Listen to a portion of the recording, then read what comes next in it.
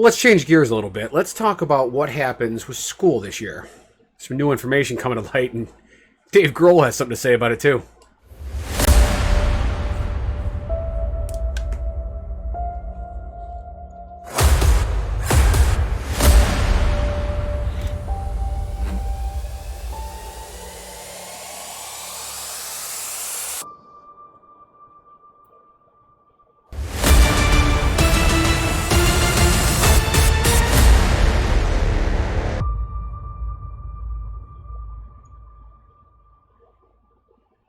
So, with the impending school year coming, for many of us here in the United States, some as early as the next like 3 weeks in the southern parts of the country, and then here where I'm at in New York, school generally starts the week of Labor Day.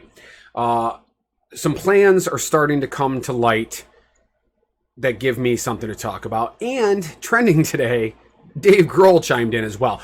Before I get too far into this, though, I just want to say for the last several days, a lot of people have been finding my channel through my discussion about what's going on with the Judge Esther Salas case and the Den Hollander, the alleged shooter, and the whole conspiracy theory of all that. Now, I'm not going to talk about that today. Actually, I was contacted this morning by a friend of Mark Angelucci, the lawyer in California that was shot and killed. And I would like to talk about that, but I'm waiting for some more information from this gentleman that reached out to me, and then I'm going to make a video about that. Hopefully I'll talk about it tomorrow. Today I want to talk about school. So I have two high school age kids. My youngest is actually entering the 9th grade. My oldest is going to be a senior this year. And I am incredibly concerned about the upcoming school year because, like most intelligent human beings here in the United States, I understand that while things are improving, at least here in New York State, COVID-19 is still a huge threat. From March until the end of the school year last year, both of my kids had full remote learning. Now, I am not a big fan of the model that they had for the kids.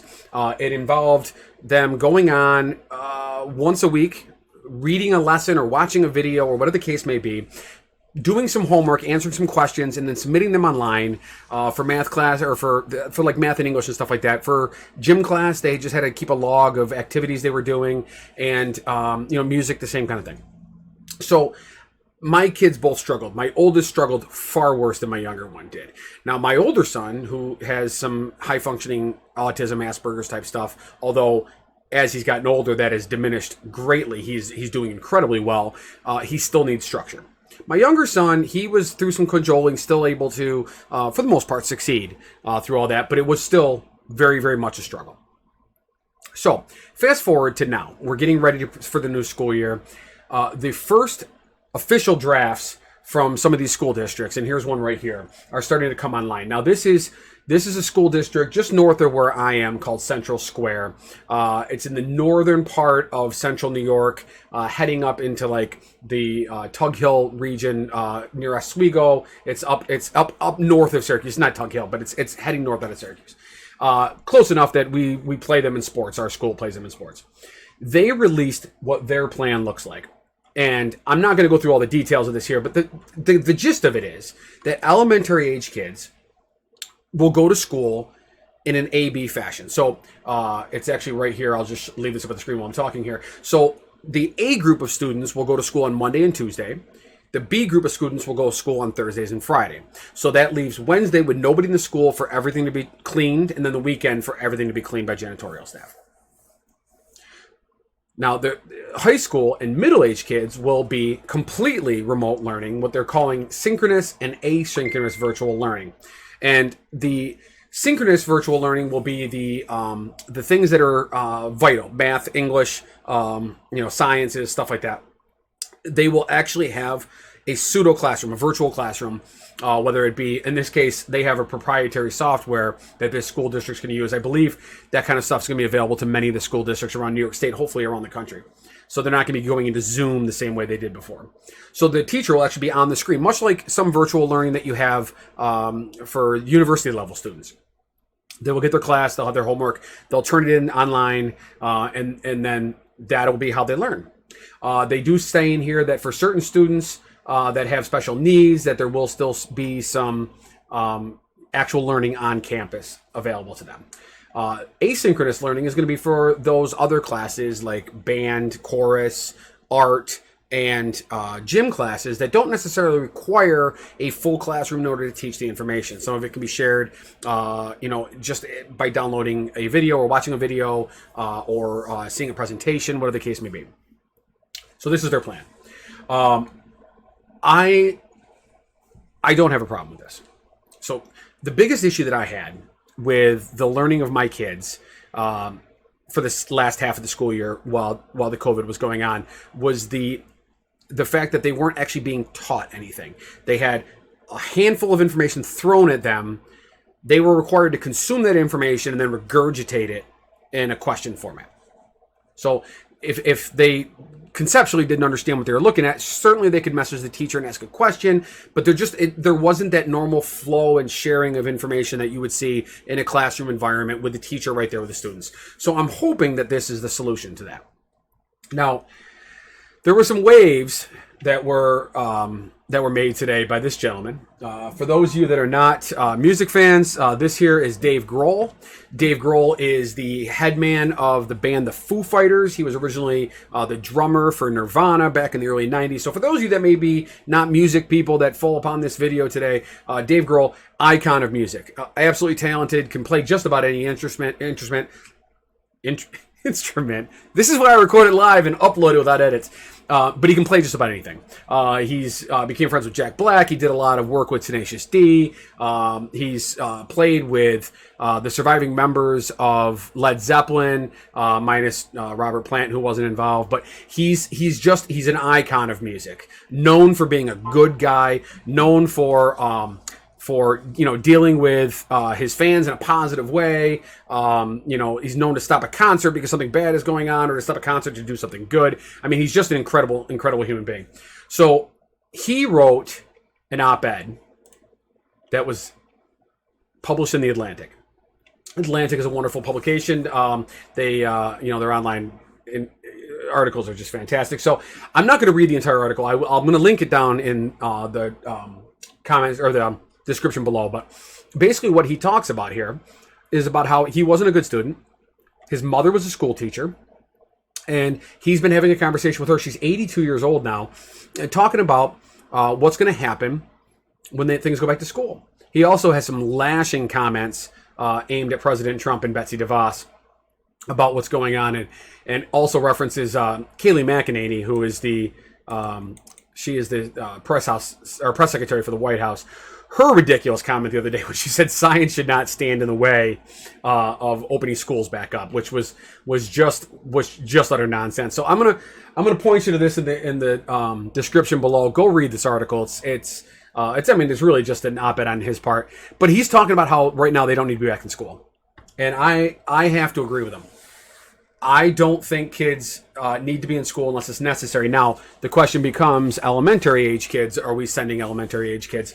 The plan that I put up here before, this plan here from Central Square School District, I actually support this. Now, keep in mind, I'm just a dad of a couple high school age kids. I had little kids at one time. They are older now. I don't have any kids in the elementary school district range. However, I have friends that are teachers, elementary age teachers, and I will tell you that these kids need more direct guidance. I don't know if staring at a screen for 8 hours a day would serve them well. I think they need to be in the classroom. My ex-wife, I discussed all this with my ex-wife this morning, who is actually against my kids going back to school, and I'm not in disagreement with her. My younger son, for example, through this whole COVID-19 outbreak, we have kind of kept him sheltered. On only 2 occasions that I'm aware of has he even had to wear a mask for any period of time, and that was, I think, just to walk in and out of a store. So if he was to go to a classroom for 8 hours every day, riding the bus, nobody seated near him, wearing a mask, arrive at the school, spend the entire day in a mask, taking it off just to eat his lunch at his desk in his classroom, never leaving his classroom for the whole day, being stuck in one room, can't sit next to his teacher, there won't be any time for socializing with your friends. It's a stunted experience. Now, it's not the same as me not wanting to go to Disney. I don't want to go to Disney because I don't want to stunt that experience. Something that I'm going to pay, anywhere from $2,000 to $10,000 to go spend time at Disney. I don't want to go down there and wear a mask and miss parades and not see any shows and not meet characters and all. I don't want to do that because it requires an investment. My kids are going to get an education either way. Your kids are going to get an education either way. They're either going to do it remotely or they're going to do it in the classroom. But why do it in the classroom if it's not safe? Now, I understand the argument. The other argument you hear is, what about people that have to work? What about offering childcare? I think there should be childcare solutions. I think there should absolutely be childcare solutions for this. If we could afford to pay everybody $600 extra a week until this month, until the end of this month, then we could afford to put some money for daycare in the hands, or at least subsidize daycare for these families. They have Baskel type programs. We could do something with like a Baskel type program. Maybe open up some of the churches, since they can't have full worship anyway. Maybe open up some of the churches to allow for some of these kids. Just an idea. I haven't really thought through the whole process of that all, but it's just to throw an idea out there. Or the high schools. There's high school gymnasiums. We could have the kids in there, keep them socially distanced. Temperature checks, make sure everybody's healthy. But obviously we cannot waste an entire year. Even assuming that we might have a vaccine by the end of this calendar year, we still cannot waste what will end up being almost an entire year of education for an entire swath of our young people in this country, or worldwide for that matter. Especially elementary age kids, the learning that they get right now is a fundamental building block for the rest of their learning through their whole entire lives. If you stunt that learning process at 6, 7, 8, 9 years old, the ramifications can go on for a very, very long time. We're seeing it right now in production. When you talk about manufacturing and retail, the production chains got held up.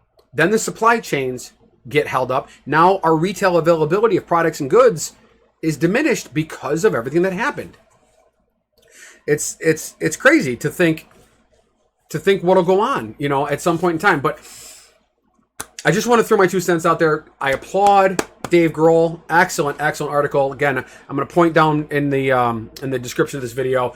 Go read the article. It's trending on Twitter. I figured I'd make a video about that today because we're all talking about what's going on with school and what's going to happen next.